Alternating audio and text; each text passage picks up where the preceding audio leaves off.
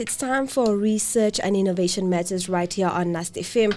Now, welcome to a special edition of Research and Innovation Matters, the podcast series by the Directorate of Research, Innovation and Partnerships at NUST.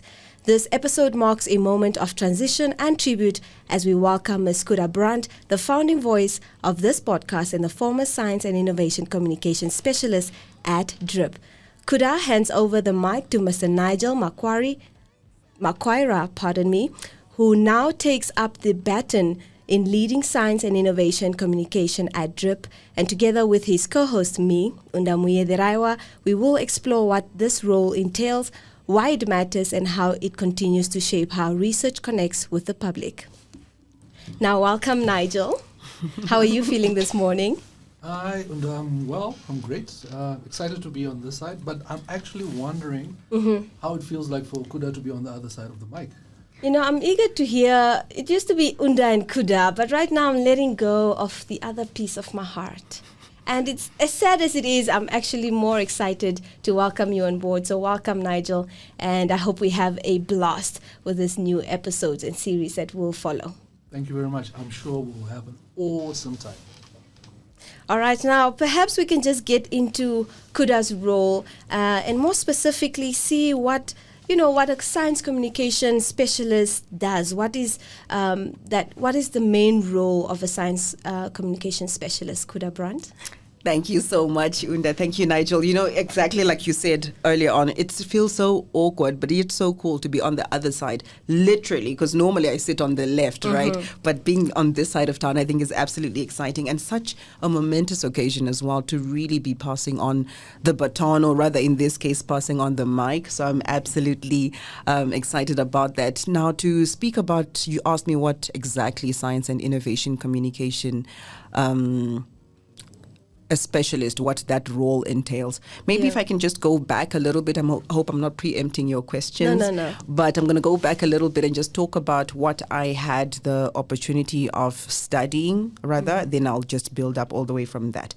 So my background is in media. My first degree is in media studies. After that, I went on to study communication. And then for my master's, I went back again to media studies. Specifically, my thesis was centered on science journalism. So that was something that I was very excited about. I think all the moving parts, everything, my career, I think was really building towards this very same role. So I was very excited about that. I am still very excited about just having that much exposure. So I just needed to give you a little bit of background. So my previous career as well, I was a journalist, then I came into the comm space, then eventually into the Directorate of Research, Innovation and Partnerships, which I think, and I'm not sucking up as I'm saying this because y'all are from DRIP, but I think out of all the roles, out of all the careers I had, I think to this date, that my experience at DRIP, I think, was the most exciting. So I really needed that to be part of my journey. It sparked something that I'm hoping will never be dimmed ever again. Now, back to, please stop me because I can talk for forever. I know, Kuda, but go ahead. This is your time. Thank you. So now to talk about what a science and innovation communication specialist does. This is actually one of those roles that is self-spoken in terms of in the title. Yeah. So that's nice. So you don't have to unpack it too much. What does that mean? What do you do and everything? Yeah. But essentially, it's bringing together the science that's happening at the institution under research and so forth, and the innovation as well, to communicate that, to bring that to the layman. What does that mean? Why does it matter? So all those fancy, complicated work that's happening in projects, in research and publications and journals and so forth, just really bringing that to the average person. So if I have to sum it up real quick, that is what a science and innovation communication specialist, they're the middleman. Right. And being the middleman, obviously... Middle woman. Oh, wow. Well, I took your cue. Fine, yes, man. rightfully said. I mean, being the middle woman in this aspect. I guess there are some specific strategies or some specific tools that you've used, especially to bring up research and innovation within the NUST setup. Can you touch on some of those and highlight, what has worked and what has emerged forth as a success from a strategic point of view? So when I started out in this role, the Directorate was also fairly new, drip now. So this is actually a new role that didn't exist in the institution. So I always used to joke around and say, whilst when you come into a role where somebody was there previously, you are looking back at what they did right, or you're learning from someone else. Now in this case, yes, which is such a beautiful thing. Now in this case, I had to be the template. So I had to try out things to say, okay, this is going to work. Okay, this is not working, and so forth. So we really had to come up together with the leadership in the directorate, and as well as with, because it all falls under, right, the Deputy Vice Chancellor of Research, Innovation and Partnerships. So all of that to connect it to really make sure that we take science to the average person. So the work that's happening at the institution, we had to implore different strategies. We had to see that whilst there was a lot happening right at the main marketing department at that time, where they communicate on a broader level to different audiences and so forth, how do we really build this niche and focus particularly on science and innovation at the institution? So some ideas we borrowed from the main marketing department, other things we had to come up with new initiatives entirely. For example, this Research Matters. Research and Innovation Matters, Yeah. to really get those conversations going and to make it impactful, because it's not only about just informing people, right? Absolutely. So we had to employ different strategies in that regard. I also think that you have to love people. Because if you don't love people, it's not going to work. Yeah. So I think if I could highlight that, I would even classify that as a strategy. People relations. Now, you touched on so many initiatives that you have come up with in your portfolio, but with those initiatives comes challenges. And when we're looking at academics or even researchers, how did you, break through the challenge of getting them to open up about some of the work that they've done, especially for public consumption, but also for public platforms? How did you navigate these challenges? I like the fact that you actually even highlighted to say, how did you get them to open up? Yeah. Because that opening up bit is very key. How do you get somebody to open up? They need to trust you, right? Look, they need to be comfortable. They need to be comfortable. They need to trust you. They need to understand the why. Why am I doing this? I've got a lot of work on my table. Why do I need to go for a podcast? Why do I need to write something that's a version for the newspapers? Why do I need to do a thought leadership piece? What is the benefit for me in that? So I think that really hammering on that one, if I can put it that way, so that people understand. So that was one of the challenges, getting that trust.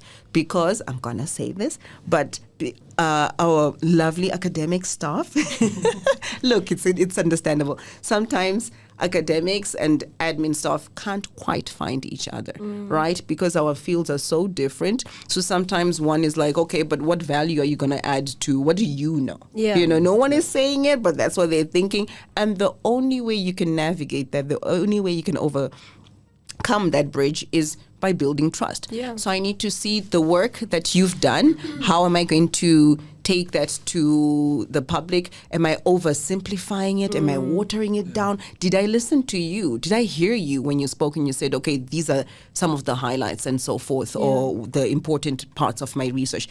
Also, even sometimes, right, the way you write for a journal publication and the way you're going to write in a thought leadership piece will be different. That has to be different. Yes. So now for me to even convince you as to why it is different and to still highlight that it's still relevant. So that fine balance, I'd say that was one of the challenges, but I think eventually together collectively, even as a directorate, because we were fairly new at that time, that trust is coming and it's building and it's growing every single day, just to really see the why. Yeah. I just want to follow up on that. How do you then get to a researcher or an academic to simplify terms and terminologies? I know at times it makes sense in the science perspective, but bringing it down to the layman, how do you bridge that gap between the academic language, all right, and the simplified but not watered down layman terms? Look, it's a tricky one, especially depending on the subject. For instance, if it's, for argument's sake, if it's COVID related, that's something that everybody had interest in, right? Yeah. So everybody's automatically going to pay a little bit more attention. But now if you're going to use a whole lot of jargon and so forth, it becomes very tricky. So you really have to sell yourself to say, look, especially now when you're speaking to the researcher, this is the target audience that we're going for. We're going into the newspaper. That policy maker that's going to read this does not understand the sophisticated kind of language, not because of anything of them being of a lower understanding or anything like that. Yeah. No, it's just not their space. It's just not their area of expertise. So when you speak to me, you now need to break it down and allow me to be that middle person. Let's try this out. So when you do that, you have to explain. It kind of helps. Sometimes you will get resistance, which is also okay. But you work on it, and you have to also show the person that you appreciate the work that they do, and you've also taken time to understand the work that they do. So it here and there have been a few challenges, but I think we always eventually win. And to also know that there are different platforms, right? Mm. So for some people, it's not going to be great. They're not going to come and talk. They're not going to be able to be on a podcast and everything. That's fine. Let's write. Let's see what you can come up with in a thought leadership piece. Let's see if you go on TV. Some people, it works better for them. So you kind of also have to custom make it depending on the type of researcher that you're working on. I must say, one size does not fit all. Absolutely. 100%. Now, we've spoken so much and there's still so much to get into, but I want to dive into this song. It's called Gola, and this is a request by Ms Kuda Brandt. Perhaps, is there a story behind it? Is this a reason you were so successful? It got you up in the morning, got you excited to tackle some tasks, or is it just one of those that makes you feel nostalgia? It's actually really centered on feeling nostalgia because nostalgic. Yes.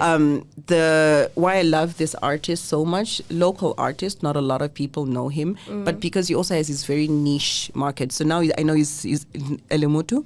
He's not locally based anymore. But back in the day when I was a journalist, we would always be doing stories. Today you're covering a murder. The next day it's baby dumping. Some really gruesome stuff. But every once in a while I had the opportunity to do a tail end, a light story. So we would cover artists and support local artists quite a lot. So then you get free passes to go for their concerts and stuff. So this is one of the artists that I remember very well, and his music really spoke to me. I must say, and what I love about it is music is a universal language. So he sings a lot in Setswana. He's Namibian, sings a lot in Setswana. So I don't understand some of this stuff, but I feel it. It makes you feel some type of way. I'll have the listeners take a listen, and we'll be back on the flip side. And we are back. Kuda, are you still there, or did we lose you somewhere in the music? I was lost in the music. Kuda was chatting us up. She wasn't lost in no music. Can we be honest on this podcast? In fact, we should release what she was doing in studio. Oh, wow. All right, so picking up back on the science communicator and innovation specialist, is there a reason? I mean, I know you've worked closely with students, researchers, partners, and the media, but is there a real reason for a university or for NUST to actually have the specialized role? And what would you say would be the greatest value in having such a position, such a role at NUST or at any tertiary institution? Thank you. I think it's a very crucial role because I'll just give an example of so now, right, I'm in the I keep saying marketing department, but it is not. It is the corporate engagement and internationalization department. But obviously my role, I'm responsible for the corporate communication and marketing, right? So what we do, we service the entire institution. It's cuts across everything, events, what is happening in the corporate space, communication and so forth. So there are a lot of moving parts, and especially as the institution expands, our service needs are growing, right? Our needs, there's this growth in the service that we offer. But when you are able to have a science and innovation communication specialist, especially where we're trying to build or enhance our capacity in the research space, it's very, very important to have a particular focus on that area. Because on our end, I'm now talking about corporate engagement and internationalization, we're looking at things from a broader perspective, but you need to narrow it down. You need to be able to give even that personal attention. And this is the role that a science and innovation communication specialist can really fulfill, So it's beyond just a wide cast net. It's this very specific field, very purposeful, very intentional, and really centered on boosting what we're doing in the innovation space and boosting what we're doing in the science space. Of course, all that is also connected, right, to the main marketing department and so forth. But to realize that having that niche, having that space is quite important. Undivided attention, if I can call it that. So I really do think it is a key role. A lot of work to be done, a lot more that needs to be done, because it's, at the end of the day, who are your audiences, right? Yeah. There's the internal community, obviously, the researchers, the postgraduate students, the just academic staff community as a whole. Of course, there's an element of the admin, but those are the main publics, right? Then publics, when you go outside, who are you looking at? You're looking at your industry partners. You're looking at your partner universities. You're looking at everybody else that's also on the outside, your alumni and so forth. So it's all connected, but it helps when you're speaking a specific language and you're very purposeful about it. So as the institution grows, I think there should even be 2 or 3 science and innovation communication specialists, because if we're truly to make an impact, if we're truly to be consistent, that longevity and so forth, it's necessary. All right, now let's look at some of the gaps that you see are still existing in the science and communication environment, especially in Namibia. What would you say the institutions can do to close up those gaps? I think right now, it's a fairly new field, I would like to believe, in Namibia. I'm saying fairly new because, look, I'm obviously speaking from a perspective of NUST, right? But I've also had conversations with researchers or academic staff that say, look, we've never had this kind of a role here. Yes, we've seen it in other institutions outside the country and so forth, but what exactly is it that you do? So as much as the title is self-explanatory, people really want it to be broken down. So I would say the gaps that are there right now, it's still the buy-in and still to try and separate it from, look, it has elements of, be it entrepreneurship, a business background. It has also elements of PR, public relations, journalism, all of that. But it's still a standalone thing. So for people to just have that appreciation, I see that as also a really huge gap. And also for people not to see visibility as an extra thing. No, it should be part of your core mandate, because at the end of the day, if you're doing all your great work, but it's behind your desk or it's in publications and so forth, and then we want then there to be an impact in society. The work that I'm doing should translate to the communities. The policymakers should be able to say, NUST's research A, B, C, and D, NUST research has said so and so. So stuff like that is very important. That's why even when you're watching news and there's a disaster in whichever part of the world, or this drought and this, we just really want to get to it. Look, it is happening in drips, but we want it to happen in, I don't know whether I can call it buckets of water or something, where people know, or be it journalists or whoever, know if a NUST researcher has spoken, then it's legit. And we get our voices out there. So I'd say right now, the gaps that I do see, the challenges that I do see, is there is work. There's a lot happening. Unda, how many times have we sat here and you speak to a researcher and you're like, what? You're doing all of that, but where is it beyond their exclusive communities? We need to take it out there, and they need to be able to see the value in that. And excuse me. Having said that, with all the different podcasts that you've actually had, the different seasons, I think season 3 now, listening to some of the researchers' stories and outlines, it wows me and it amazes me. And also looking at the work that you have done to put it into place. What would be your advice? What would be the tea that you could give me to say, okay, Nigel, in this research space, in this new role as science and innovation communication specialist. Do this, do that. Be careful of this. Look out for that. What would you say would be your guiding light as a I don't want to say the last hurrah, but as a charge-off statement for me. I'm literally going to steal Dr. Anna Matros-Garces' words. She just simply says, talk to people. Yeah. Talk to people, because so many times, right, it's behind your desk. It's nicer for me to just stay at my desk and so forth and type and call and all of that. But talk to people, walk to people, go see people, build that connection. There's just something about the human connection, seeing each other face to face, seeing your facial expressions that beats anything behind the computer. There are things that I can say on email, and there are things that I'm just really going to naturally say in person. So make that connection. MTC. Don't give them credit. Is this allowed? Free airtime. Send them the invoice. Yes. Yeah. So make sure you build your networks. And look, sometimes it's difficult, right? You can't just walk into somebody's office. That it is also potentially intrusive. Yeah. What I found out is one of the easiest way of really connecting with people, events.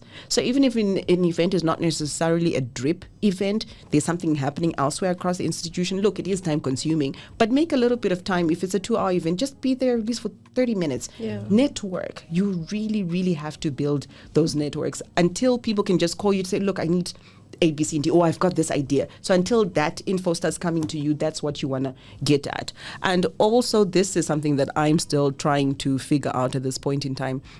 We're in a space where there's info overload. Yeah. So those endless notifications, those endless announcements, I'm so convinced that the more you send announcements, the more you CC, the bigger the number of people you CC, the less they're going to react to it. And it's because we were just not built for the types of notifications that are around right now. It's overwhelming. Yeah. So with that said, it means one has to really get creative in how we do things. So that's why when you have an HTTPS open day, for example, that's a little bit of a different space, right? Short and sweet, people get to interact, introduce each other, and just build those connections. So it's not only in the set spaces to say, look, we're going to have a meeting. This is the agenda, A, B, C, and D. Those corridor conversations, are very, very important. And also, this is something my lecturer back then, Robin Tyson, taught us in class. It was now about journalism, how to get stories. You have to eavesdrop. Listen in on people's conversations so that you can read the room. Look, this is real, right? You want to be able, it's not only what's on paper, you want to know the different kinds of things. Don't gossip. Yeah. Don't gossip, don't be part of the grapevine, but know what is being said in the grapevine. It helps. Now, can we talk about where the impact is coming next? I mean, you've done such great work at DRIP. And so now we're looking forward to where to see you next. Where will we hear your voice? Where is the impact going to come? What can we look out for? Where will Kuda Brandt be? Another podcast, maybe?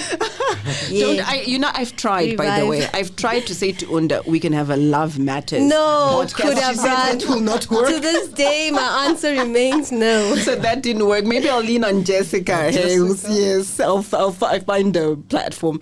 But where's Kuda Brandt? Well, now I'm in corporate engagement and internationalization as the manager of corporate communication and marketing. Very exciting, a lot of moving parts. So that's where I will be making impact in a different way and also passing on the mic. It's very fulfilling to be able to shine the light on others, just as they've also shown the light on me. So I'm excited about that. And so that's where I'll be. Trust me, you will see me in the socials. Yeah, and see her in corridors, eavesdropping. Eavesdrop professionally.